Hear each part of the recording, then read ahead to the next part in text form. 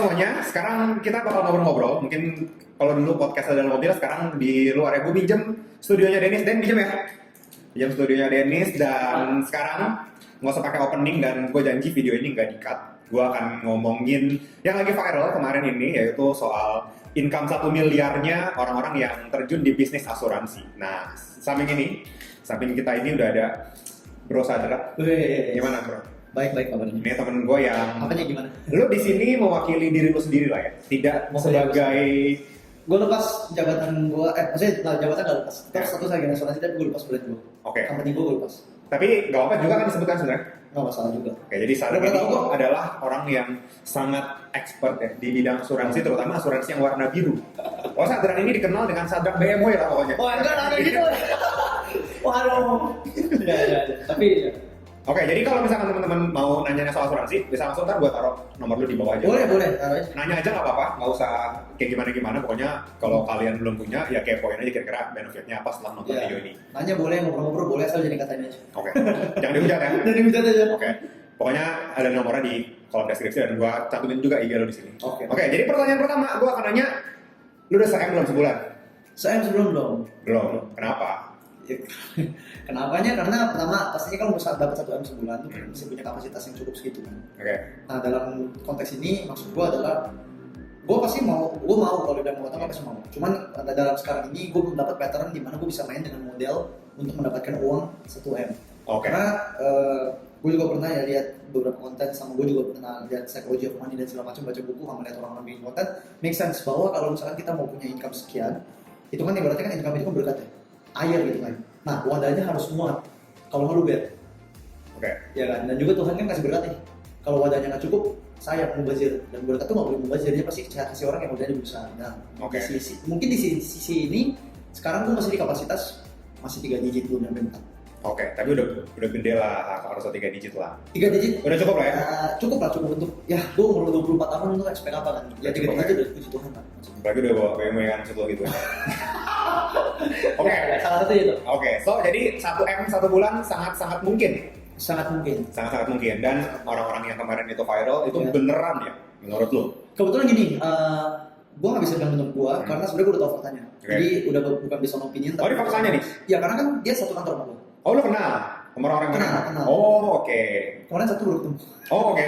Jadi tiga-tiganya ini gue tahu orangnya siapa, gue kenal juga. Kita sering ngobrol, gue pernah diundang ke grup mereka untuk jadi pembicara gitu kan. Mereka juga pernah gue undang untuk jadi pembicara. Dan company-nya sama? Company si biru ini? Company sama, kantornya sama, benar-benar sama. Cuma bedanya, kan gue di bawah grup bapak gue nih, ya dia di grupnya leadernya dia. Jadi leadernya dia sama bapak gue tuh satu angkatan. Tapi dia generasi bawa-bawa ke berapa generasi? Gue lupa di generasi 3 atau 4. Oke. Gitu ya. Jadi agak memang junior. Tapi yang gue salut dari mereka junior ngebalap. Dengan balap. Berarti jago emang skillnya. Kapasitasnya oke. Linknya ini itu semuanya bagus lah ya. Ya kalau gue lihat ya dari segi network, dari segi skillnya mereka, dari segi community-nya, semuanya itu sangat-sangat kondusif dan sistematis. Dia maksudnya worth it lah. Mereka they deserve the 1 miliar per bulan itu. Memang mereka juga kelihatannya kerja juga lebih oke. Oke. Jadi berapa tuh ya? 1 M itu beneran dan sebenarnya bisa-bisa aja gitu. Bisa aja. Banyak loh yang sebenarnya di sini udah 1 M sebulan. Ini gue bukan promosi ya, balik lagi ya. Memang sebenarnya di industri asuransi ini memang cepat untuk dapat segitu. Kenapa? Leverage-nya gampang. Soalnya mereka kan ibaratnya semi pasif ya. Jadi kita tuh jual produk tuh yang subscription base-nya. Jika misalnya subscription tuh gimana? Jadi orang pikir kita beli asuransi jual sekali langsung dapat komisi selesai. Tapi ini sebenarnya subscription. Kalau orang beli asuransi kan kita jual kontrak ya. Itu dapat 5 tahun pertamanya. Nah kayak misalnya gue jual Netflix nih, gue jual akun Netflix, selama dia masih subscribe tiap bulan, berarti gue masih dapat overriding, masih dapat commissionnya gitu kan. Oke, ngerti gue. Nah jadi ininya akumulasi income-nya cepet naiknya, leverage-nya. Oke, ngerti lah cara kerja asuransi kurang lebih paham. Dan pertanyaan selanjutnya, jadi setelah fakta-fakta yang tadi itu dapat, sekarang gue mau nanya sama Sarah. Sambil makan ya? Boleh? Santai. Silakan, santai aja. Nah, kalau misalkan mereka tuh kan semua kemarin itu ngomong mereka bisnis asuransi. Kenapa harus ada bisnisnya di depan? Kenapa nggak ngomong ya dia jadi agent asuransi, jadi asuransi atau gimana? Kenapa harus ada bisnis? Bedanya apa sih? Jadi gini, wah ini agak-agak. Nggak apa-apa, gue buka sekalian deh ya, karena demi edukasi. Tapi jangan jualan ya? Nggak, gue nggak jualan. Justru ini gue akan membuka di balik belakangnya. Jadi sebenarnya gini, kalau secara profesi, lu pernah dengar nggak ada profesi namanya pebisnis asuransi? Baru sih gua kemarin itu denger bisnis asuransi sebetulnya. Jujurnya tuh baru. Benar, sama aja kayak gini. Misalkan lu direkrut di sebuah company, dan lu company katakan let's say bukan insurance ya, company yang sistemnya mirip dengan insurance ya, sejenis juga MLM, multi level marketing, yang kayak kemarin COVID lagi rame itu si kawan Jepang, ya kan? Nah itu segala macam. Pada saat itu lu dibilang lu bukan jadi distributor, lu dibilang lu cuma jadi distributor, bentar abis itu lu jadi bisnis, pasti semuanya bilang kayak gitu. Kenapa? Karena pada dasarnya sebenarnya ini setengah benar kok menurut gua ya. Setengah benar nih. Setengah benar, karena gini, yang pertamanya menurut gua agak keliru, agak sama aja kayak rancu gitu. Kalau misalkan gua bilang gua bisnis telur, pikiran lu gua ngapain kerjanya? Beli telur murah, jual lagi dengan harga yang lebih tinggi. Oke, kalau misalkan gua bilang gua bisnis properti, menurut lu apa? Sama antara lu bangun sendiri dengan modal yang rendah, jual lebih mahal supaya dapat cuan. Oke, kalau misalkan gua bilang gua agent properti sama agent telur, menurut lu agent properti dan agent telur itu kayak gimana? Sama sih, nyalurin, cuma nggak produksi sendiri. Kayak barangnya udah ada gitu. Barangnya udah ada. Nah, jadi sebenarnya kekeliruan ini ada di kalangan masyarakat juga, kayak karena pas awal-awal gue juga menerapkan konsep itu, tapi kalau sekarang dibilang gua apa, posisi gua adalah gua seorang insurance agent. Bukan pebisnis asuransi. Gua lebih suka bilang diri gue insurance agent, karena menurut gua apa salahnya dengan being an insurance agent? Karena gini, kalau misalkan dibilang oke lah, let's say gue bilang juga sekarang gue bisnis asuransi, apa bedanya sih sebenarnya? Kan sama-sama kita jualan produk. Ya. Pada saat nanti kita jadi, maksudnya itu pada saat kita nggak selamanya jualan, benar nggak selamanya jualan, karena kan namanya juga multi level marketing. Dia kan ada hal selanjutnya kan. Begitu kita jadi leader, ini kan ibaratnya jadi leadernya ya. Kewajiban kita tuh udah berubah, udah bukan jualan lagi, tapi kita recruiting. Tapi pada saat kita recruiting, tetap aja kita jualan. Jualan apa? Jualan sistem. Jadi gue nggak peduli orang mau bilang gue agent asuransi kayak bisnis asuransi, memang. Kenapa? Maksudnya I make money dari sini, duitnya halal, bisa kontribusi ke masyarakat. Yang penting di sini gue ada uangnya, gitu loh. Ya cuma palingan mungkin ya beberapa insurance agent bilang mereka pebisnis asuransi biar kelihatannya kayak clickbait lah, ibaratnya kalau content creator. Biar orang kayak apa tuh? Kayak dulu kan, apa tuh pebisnis asuransi? Orang pada nanya, oh mereka bukan agent asuransi ya, pebisnis asuransi. Gue bacain komennya kan. Orang langsung bertanya apa tuh? Nah itu clickbaitnya sebenarnya. Nah ini sebenarnya ya maaf ya kalau misalkan teman-teman ada yang kesel karena gue buka karena Ucap aja nggak apa-apa. ya karena memang apa adanya seperti itu, iya kan? Nah berarti ya tadi lah ya udah dijelasin lah ya. Sekarang sebenarnya sih kurang lebih sama aja ya. Intinya adalah ya sama-sama gimana caranya supaya orang lebih aware dan kalau bisa ya open di situ gitu ya untuk insurance itu. Nah pertanyaan selanjutnya, berarti kan tadi udah jelas tuh bisnis sama agentnya sebenarnya kurang lebih sama dan menurut gue nggak ada salahnya sih. Nggak ada salahnya. Malah gue lebih seneng kalau misalkan temen gue ya open aja kalau misalkan mau ketemu dan memang lu insurance agent ya nggak apa-apa gitu daripada lu daripada kayak nggak ngasih tahu gitu-gitu kan. Menurut gue sih lebih terbuka gitu lebih oke. Nah pertanyaan selanjutnya kan insurance agent ini kan sebenarnya kan kayak yang kita beli ya menurut gue ya adalah service. Benar ya. Jadi ada misalkan temen gue 20 orang yang jadi insurance agent di salah satu company yang semuanya sama company-nya, tapi at least terakhir gue akan pilih satu yang menurut gue paling trustworthy, paling bisa gue percaya, kredibel ya, paling kredibel. Kalau bisa lebih mudah dari gue karena jangan sampai dia mati duluan dari gue kan gitu. Orang-orang mikir gitu.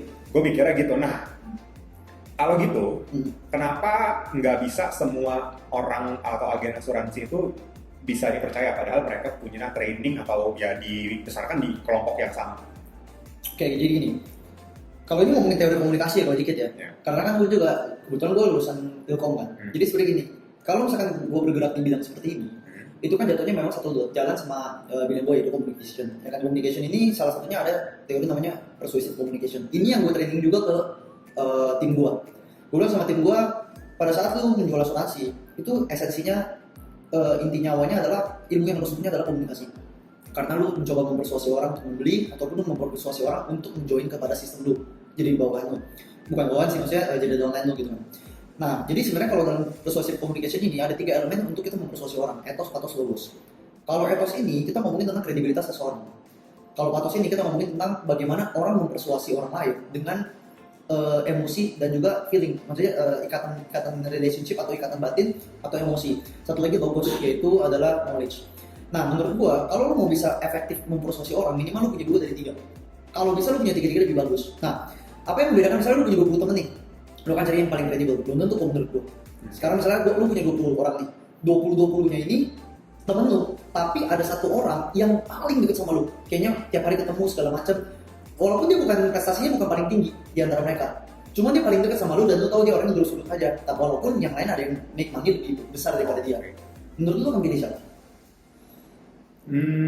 Kalau sama-sama bisa dipercaya ya, gue pilih lebih dekat. Nah itu Atos.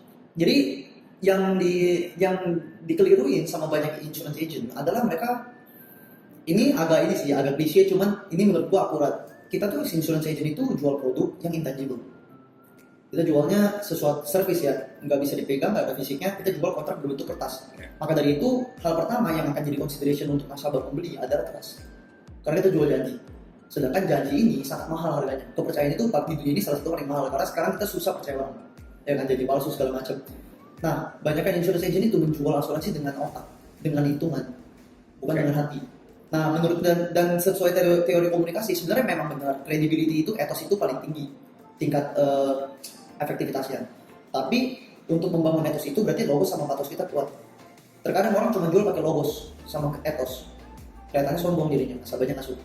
Ada orang yang cuma jual patos sama logos tapi nggak punya prestasi, jadi orang merasa kayak questioning. Walaupun itu juga kadang bisa, akhirnya kan emosi karena emosional baik. Ngerti gue. Nah, ada juga yang jual cuma dengan etos sama patos tapi nggak ada logos, sehingga pada saat dia ada salah jalan, nah dia ada salah jelasin, nasabahnya kecewa, malah merusak etos sama patosnya dulu.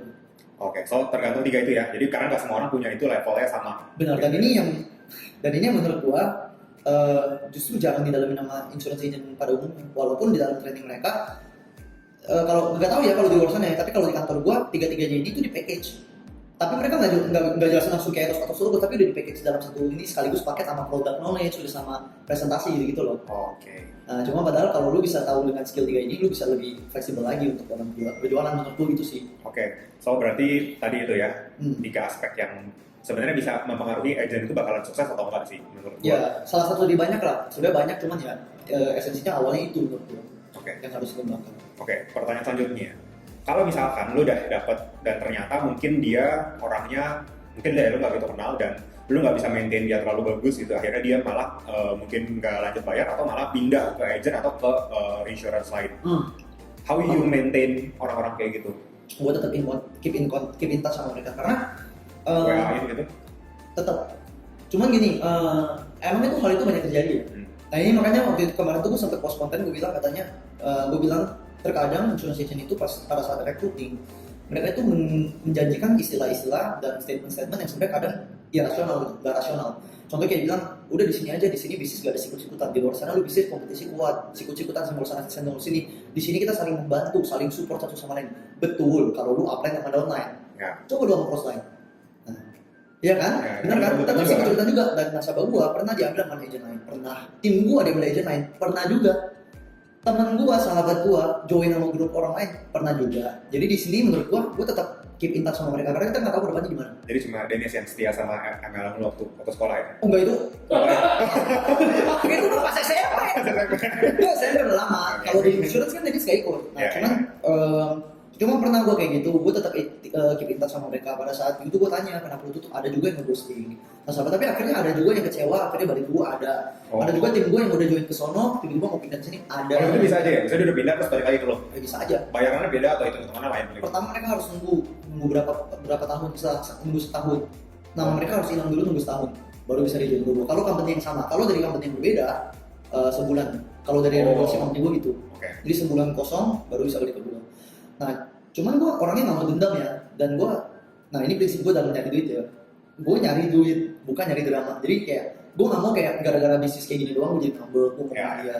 Jadi gue tetap keep in touch aja sama dia, gue tetap ngobrol. Ya udah, itu pilihan orang dan itu di luar kendali gue. Yang bisa gue kendalikan apa? Adalah ya gimana caranya gue evaluasi supaya itu nggak terjadi lagi dan gue cari orang lain.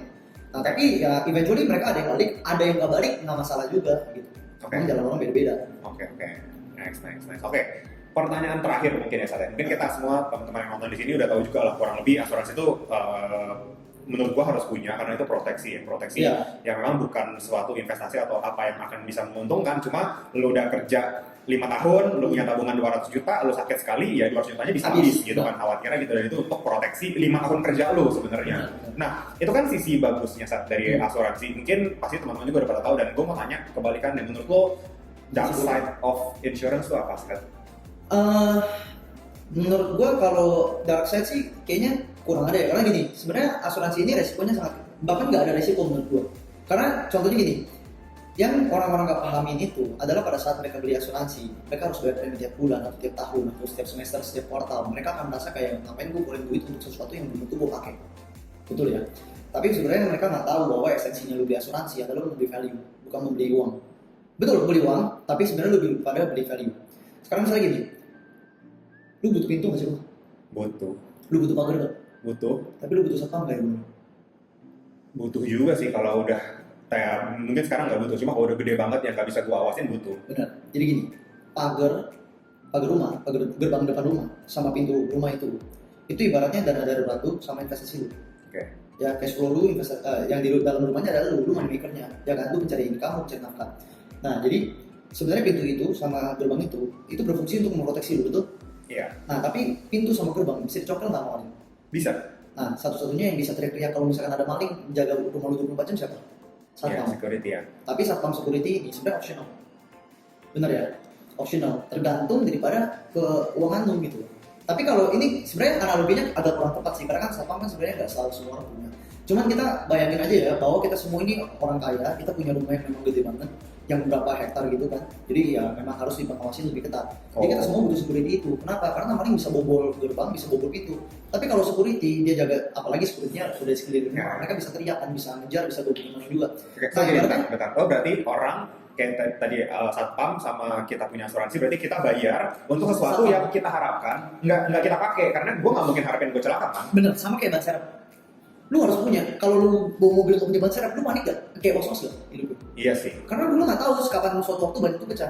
Tapi lu merasa rugi nggak kalau misalkan lu harus ngisi angin ban serep lu? Nggak rugi. Oke, terus lu punya mall. Ya kita ngomong analogi mall ya, nggak usah security ya, susah security agak ini sih opsional.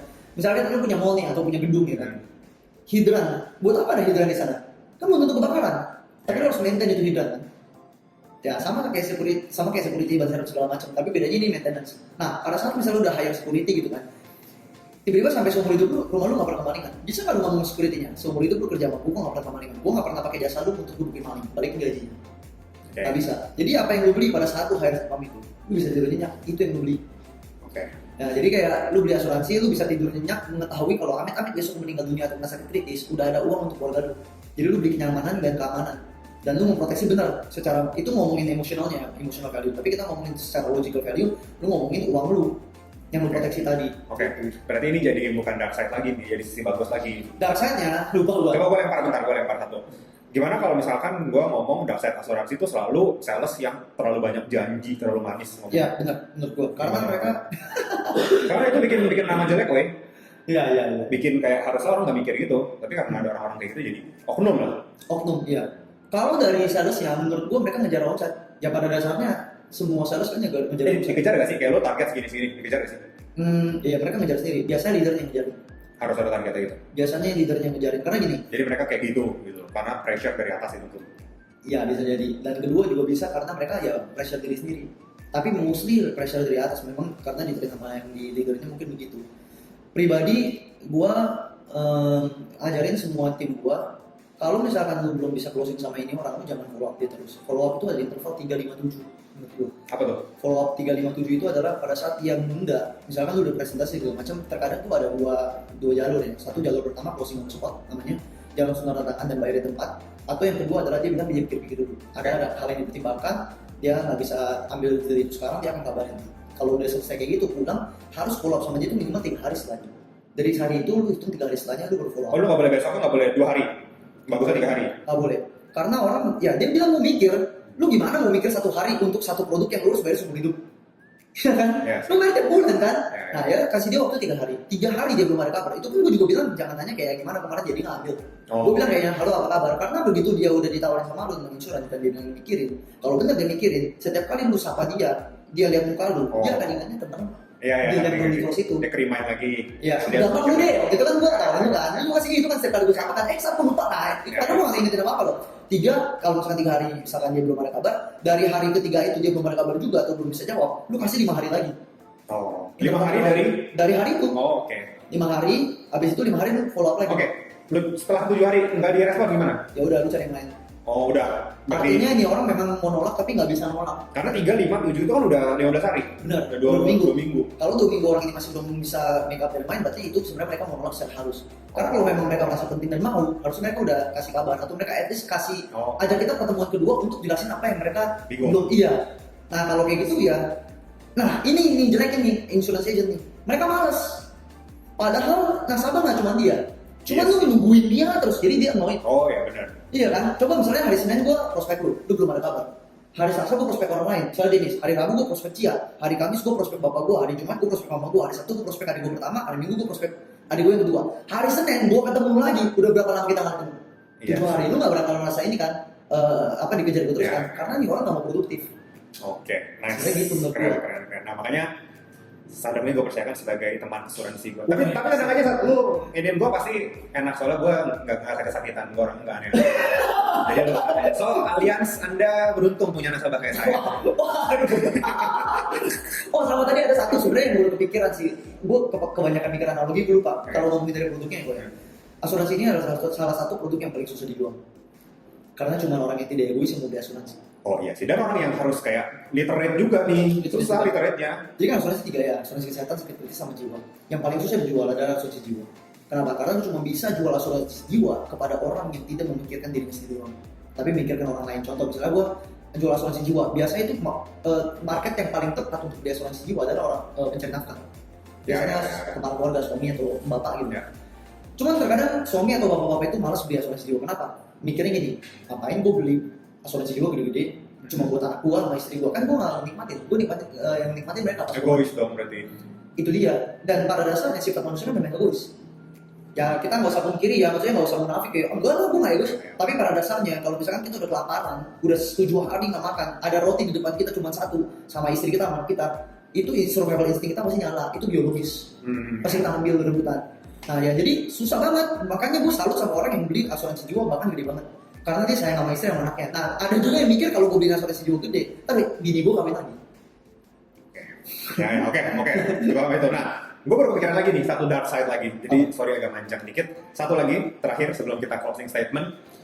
Menurut gue di unit link itu kan ada unsur investasinya dan kita investasi ke reksadana. Ya. Kinerja reksadana asuransi itu menurut gue nggak bagus. Gimana? Menurut gue juga enggak. Kalah sama manajer investasi yang umum. Benar. Kenapa? Karena spesialis dia gini, Maksudnya nggak spesialis dan kurang jago. spesialis tetap. Cuma maksudnya unit link ini memang spesialitinya bukan untuk profit making. Jadi tujuan investasinya bukan maksimum profit, tapi tujuan investasinya adalah mencari bagaimana caranya supaya unit link ini tetap sustain, tetap dapat profit, tapi dengan resiko sekecil mungkin. Ya. Jadi nggak seagresif daripada reksadana di luar sana. Karena kan mereka harus mikirin revisi dan segala macam. Aktuarianya beda. Oh. Ini kalau di company gue ya, gue nggak tahu company lain. Kalau di company Strategi gue, juga pasti beda lah ya. strateginya beda. Memang gue tahu, gue tanya kenapa unit kita kinerjanya jelek. Padahal manajer investasi kita memiliki gelar yang sama seperti reksadana di luar sana dan juga memiliki kualifikasi yang sama. Ternyata mereka bilang memang ada consideration dari segi perusahaan. Mereka nggak berani ngambil yang terlalu agresif di semua instrumen investasi. Dimengerti lah, karena memang kan dari awal kita tahu memang bukan instrumen investasi lah gitu lah ya. Betul. Oke, kalau gitu oke. Biar nggak terlalu panjang, closing statement satu dari lo, satu dari gua. Gue dulu lah ya. Gue dulu ya. Menurut gue, nggak semua orang itu layak jadi insurance agent. Ya, ada orang yang memang kayak kita ngomong, ada orang yang memang cocoknya di content creator ya bagus. Ada yang jadi petani, ya silakan jadi petani. Ada yang jadi profesional, ya silakan jadi profesional. Sama kayak insurance, nggak semua orang tuh layak menurut gue jadi agen. Jadi ada yang cuma ikut-ikutan doang, itu menurut gue harus di avoid lah, karena one day itu bisa cukup nyusahin kita. Jadi please nggak usah maksain diri jadi insurance agen karena lu lihat 1M 1 bulan, jadi ya jadi apa adanya lu aja gitu. Lu cocoknya di mana ya silakan. Itu sih closing statement lu ya. Menurut gue setuju sama gue Kevin, tapi maksudnya lebih kepada gini, kalau misalkan memang lu benar menjadi solusi di insurance agent, mau dapat 1M gitu, lu jangan lihat cuma dari apa yang mereka udah ngomong 1M sebulan. Lu lupa mereka itu belum sebutin loh apa perjuangan mereka, di story game mereka, karena gue tahu dan itu juga lumayan perjuangan. Jadi kalau misalkan lu punya 1M sebulan, lu bisa dapetin itu sebenarnya nggak cuma di asuransi dimanapun itu, tapi lu punya nggak kemauan dan skill dan harga yang mau lu bayar gitu untuk mendapatkan 1M itu. Gitu sih. Oke, luar biasa. Jadi perjuangan di belakangnya kan di video itu nggak diceritain juga ya? Nggak diceritain. Padahal itu yang strugglingnya panjang banget ya sebenarnya. Oke. Gue salut sama mereka sih. Oke. Nice, Sat. Thank you waktunya. Sama-sama. Mudah-mudahan Thank you. bisa menjadi pencerahan dan mengurangi perdebatan yang Oh, iya. ramai di TikTok ya. Sat, Semoga ya, semoga. Semoga dan semoga langsung aja kontak kita Sadra kalau misalkan mau nanya-nanya, ntar bakal langsung dijawab. Sip. Thank you, Sat. Ntar gue undang lagi nggak apa-apa ya, kita ngobrol Nggak sama yang apa-apa. lain. Siap ya? Orang Denis. Oke. Orang Denis ya. Yuk, thank you ya semuanya. Thank you Yuk, bye. semua. See you. Sekian dulu ya video kali ini. Jangan lupa like, comment, subscribe, dan share video ini supaya bermanfaat bagi orang lain. Thanks for watching and see you on the next video.